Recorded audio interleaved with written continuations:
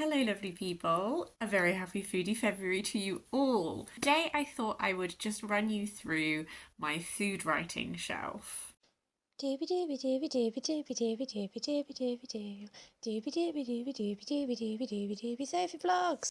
I shelve my books sort of thematically, sometimes by genre, sometimes by some kind of a theme. A lot of the time, half a shelf will be one theme and half a shelf will be another theme because I'm running out of bookcase space. What I'm going to do today is just talk you through the actual physical food writing books that usually live on this shelf, and they're usually stacked here. As you can see behind them is my like Dracula retellings, and then slightly gothicy, and then we kind of just like wiggle off into some mysteries. So goes together perfectly, obviously. But this is a non-exhaustive list. It's literally just the ones that I physically have.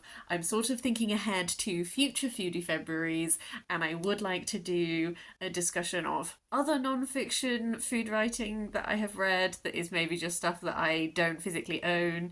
I want to do some fiction recommendations that have really great like food threads running throughout them. Maybe do something about cookbooks, about my favourite cookbooks, and also maybe do something about my favourite like foodie media. I'm thinking like podcast, film, that kind of stuff. So I'm kind of thinking long term. I won't be able to do all of this for this year's Foodie February because it is only 2 weeks. But hopefully that all sounds exciting. And if you have any other things that you would like to drop into the brain for future Foodie Febs, do let me know. That is enough waffle. I'm just going to talk you through. This is in no particular order. It's just the order that I took it off my shelves in, to be honest with you. So, first up is Climbing the Mango Trees, a memoir of a childhood in India by Madhur Jaffrey.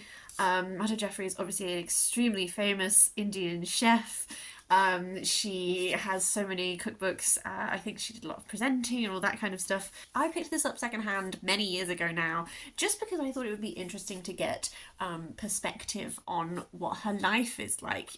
And this was really interesting. I think that she writes in a way that's really enjoyable to read. She grew up in a very large, very wealthy family in Delhi. They would often have lots and lots of people at the dinner table every time. So this is a really interesting snapshot into just her childhood and what her family was like. And there are recipes in it. Yeah, it was just an interesting insight into a very famous chef. Next up is Tasting the Past, Recipes from Antiquity by Jacqui Wood. This is volume 1. So this volume covers Celtic and Roman food. There is a volume 2 that I believe is more Georgian Victorian.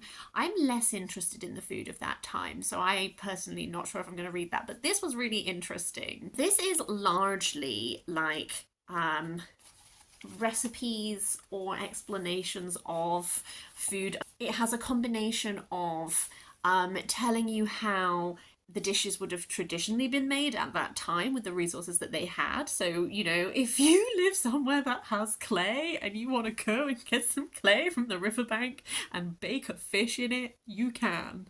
But she also tells you, like, okay, if you're trying to do this with, you know, just a normal kitchen now, how can you kind of get close to that? And that's, I liked that combination of like traditional versus like, okay, let's just be practical about this. What I think I found most interesting about this was just the insight into what people at those times did eat. I was really interested in the Celtic section specifically because I felt like I had quite an idea of what Romans ate. But Celtic, I was really intrigued by. I actually keep meaning to. It ends with like a Saturnalia slash sort of the first, it's called the first Christmas feasts, and it's like the type of food that Celts and Romans would eat around like Christmas time. And I really do intend one day in my life, I want to do like an ancient Christmas, and I want to just get people over and just cook stuff from this book and be like, what's it like? Haven't done it yet because I keep forgetting about it until like after the time has passed. But it's a really interesting sort of, if you're interested in like kind of practical archaeology, I guess, applying that to your life. After that is Hungry by Grace Dent, which is Grace Dent's memoir. Grace Dent is a food critic. She writes for places like The Guardian. She's often on stuff like MasterChef as a critic to feedback on food, that kind of thing. She grew up very working class. And so a lot of this is talking about food in quite an unpretentious way. Like, she's very famous for the fact that she loves potatoes, and it's quite a lot of the food that she's talking about when she's growing up. Although she's older than me, so our generations are slightly different. Like, it is very evocative of childhood and all that kind of stuff. And I really enjoyed that aspect of this. This is also very touching in many ways. She talks about her father's journey with dementia and her mother being ill and all that kind of stuff. So there were a few moments in this that I found really touching. I did actually listen to some of her next book, Comfort Eating, and I thought it was fine. It was much lighter, and I realise it's tied into her podcast where she has people who come on and talk about their comfort food and all that kind of thing. But I DNF'd it because I was listening to it on the library app, and there were moments where verbatim passages from this book were like said, and I was like, oh well, I kind of feel like I've already read this book. So I definitely enjoyed this one. After that is My Life in France by Julia Child. Julia Child is obviously an immensely famous chef, mastering the art of French cooking and all of that. This is her account of, well, it's Alex Prudhomme interviewed her and then like turned it into this book, but it is her account of when she moved to France in 1948 with her husband, who was a diplomat. She didn't really speak French and she didn't really cook, and she fell in love with French cooking, and this details her learning to cook, and then also she became immensely famous, particularly in America, because she did a lot of cooking programs where she taught you how to cook French food and all that kind of stuff. So this is a very iconic piece. I really enjoyed the look at this particular time in Paris is where they start, but she ends up in different places in France as well, particularly as this develops, and then she launches her own cooking school with these other women and all this kind of thing. It, as well as being an interesting piece of food writing and an insight into French food from a sort of an outsider's perspective, it is also just a really interesting like snapshot in time, I think. Next up on the stack is Tiny Moons, A Year of Eating in Shanghai by Nina Mingya Powles. I really like Nina Mingya Powles. I also really like her essay collection, Small Bodies of Water. Some of that a little bit touches on food, but it's more broader. It's got like nature writing, it's got linguistics, it's got lots of that kind of stuff in it, but I'd still recommend that anyway. She grew up in New Zealand, but she has Chinese Malaysian heritage, so part of this time spent in Shanghai was kind of this is about sort of that connection with her heritage and this food and all this kind of thing. This book made me so hungry. It's so small. It has a real focus on different types of dumpling, and there's like and well, on whatever food it is, there's illustrations throughout that sort of like show you what it looks like. It's such a small little one, but I just found it really capturing, and yeah, I think that she has a lovely way of writing. So although it is little, it really transported me, and I really loved that. I also have Midnight Chicken and Other Recipes Worth Living For by Ella Risbridger. This is one of those, as a few of these are, where this is more recipe book with essays in it, but I feel like the essay level is sort of goes over my threshold of difference between like cookbook and food writing, and that's why I keep it on my food writing shelf and not my cookbook shelf in the kitchen. I have sung the praises of this a lot because this book kind of arrived in my life at the perfect time. I had not heard of it before. My friend bought it for me. I think it was for my birthday in lockdown, or Christmas, I can't remember. It was when we were like fully locked down for sure. And it's about sort of the food you make when you're going through the dark times in life, because the author's partner was undergoing cancer treatment and all this kind of thing, and the title essay Midnight Chicken is about like sometimes there is nothing to do but roast a chicken at midnight and then sit on the floor and eat it all. So I find the way that Ella Risbridger writes really comforting, and just it really soothes me. The essays in this touch on so many different aspects of her life. It's very like memoir drawn from that side of things. The cookie recipe in this, when I could eat it, was a real go-to smash hit with pretty much everyone I've made them for. But there's a bunch of recipes in this that I've cooked that I really, really like. I have read this, it's either two or I think I've read this about 3 or 4 times actually, just as sitting and reading it, because I just find it really lovely. Sort of tangentially related to that is In the Kitchen, Essays on Food and Life. This is a essay collection. Ella Risbridger is one of the contributors, but there's also people, Rebecca May Johnson, Rebecca Liu, Nina Mingya Powles, Ruby Tando, like a lot of these people who I like contributed to this, and that's why I bought it. This is not just about food, but it takes sort of the kitchen aspect in as well. When I say this, I can't remember who wrote each one, but there are ones that really stay in my brain. There's one where someone like tracks her life through the different ovens that she's had from moving around. There's another one that's really funny that's about buffets and how, like, the innate gloriousness of a buffet. And then there's ones that are more serious, more touching, all of that kind of thing. I do think it's a really lovely collection. They actually have another one of these coming out that is about nature writing fairly soon, and I think they've done another one that might be about swimming. So definitely a little series that I'm interested in exploring further, but also quite a good gateway point for food writing, because some of the contributors in this I knew, but also some of them I liked, and then I've gone away and I've read them, their own work, so that was really fun. After that is The Land Where Lemons Grow by Helena, Attlee. This is kind of a portrait of Italy, if you will, because she goes to Italy and she travels around and she's sort of exploring Italy's citrus history. But that means that it's touching on a whole bunch of things. So it touches on like history and art, travel writing, because she is going around, but also the role of citrus in perfume, all of the different ways in which this particular type of fruit has influenced what Italy is and all that kind of thing. I feel like this is quite a good book to read, maybe if you are traveling, because you can dip in and dip out. I think I read it in summer or something, and it made me, I just remember reading it and it just made me, I was like, oh, I'm in citrus season now. I don't even really like eating citrus fruits. But now I have this innate affection. Every time I see like a blood orange or a bergamot or something, I'm just like, ooh, hello friend. It's a strange thing that's happened to me, but it's a lovely, luscious piece of writing, I think. Another classic food writer, this is The Gastronomical Me by MFK Fischer. This is actually my only MFK Fischer, and now I'm saying this, I feel like maybe I should explore the rest of her work, because she's a very famous food writer. A memoir of travel, love and loss, but above all hunger.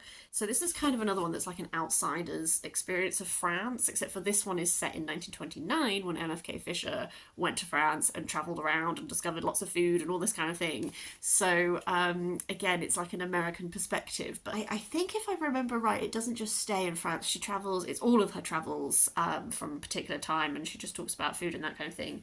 I remember really enjoying it, but God, it must have been 10 years ago now. Probably need to do a reread.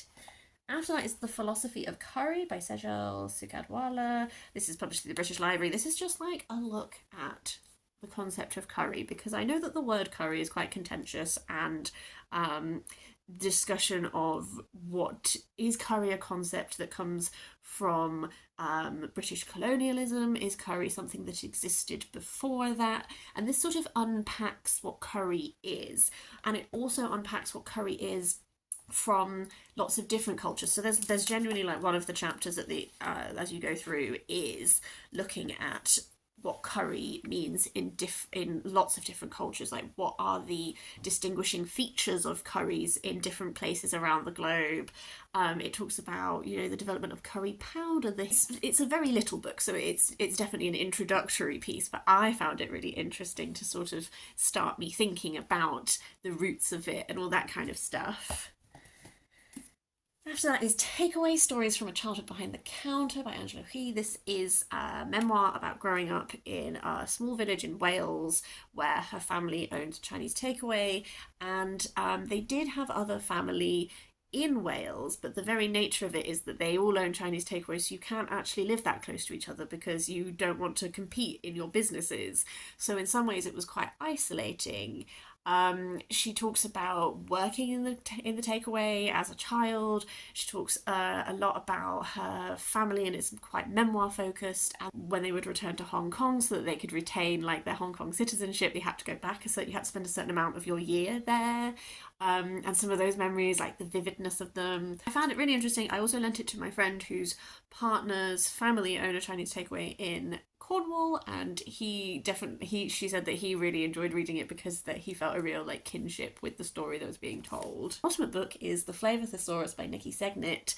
This is breaking down flavours into sort of a bit like a colour wheel, a scent wheel, all that kind of thing. So you have different flavours and then different ingredients put into each flavour category. And then as you go through, there's sort of like an explanatory bit which talks about like, this is garlic, what are the key features of garlic, what like, you know, what you're working with here. And then it splits it into combinations. And some of the combinations are very classic. Some of the combinations are a little bit more like new and innovative and that kind of thing. I kind of read this as a book because I was very ill at the time and it was all my brain could handle. I found it really interesting. I think that at its best, it challenged me and it gave me ideas of things that I can do. I've turned down some corners of stuff I'd like to try. Occasionally, I wanted a bit more from it in that sometimes the combo is just like, she doesn't like it and like that's all that's shared, or it's like a pop culture reference and like there's no return value to that for me. Whereas the strongest parts of this are the ones which I can see myself returning to, and you know, I might have a thing in and I'm like, oh, I've got this vegetable, what am I going to do with it? Let's go to the flavour pairings, let's see what it could go with, all that kind of thing. And then the final book at the bottom of the stack is Scoff, A History of Food and Class in Britain by Pen Vogler. This is very much what it says on the tin. It's looking at food and class in Britain, but not just food, but also a lot of the things that surround food, like the concept of high tea, but then like, when is it high tea? When is it afternoon tea? What does that mean? What are they different?